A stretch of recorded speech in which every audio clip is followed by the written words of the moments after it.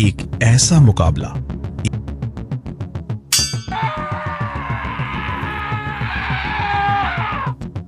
जिसे देखकर दुश्मन भी कांप उठे।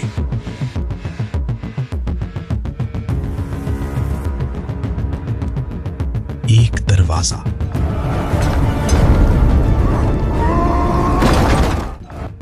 जिसे उठाना इंसान के लिए नामुमकिन समझा जाता था, और फिर मैदान में आए शेरे खुदा।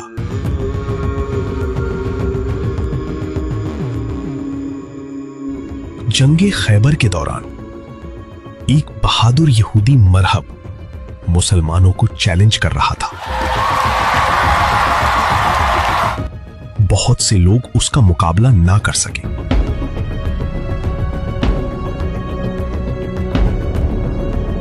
फिर अली इब्ने अबी तालिब मैदान में आए।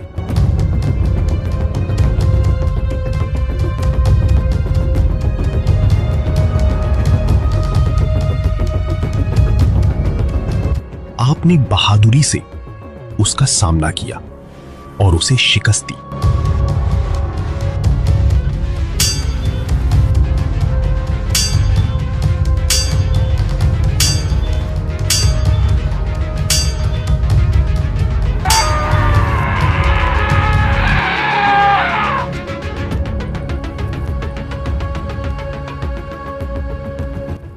रिवायत में आता है कि खैबर का भारी दरवाजा भी उठाया गया।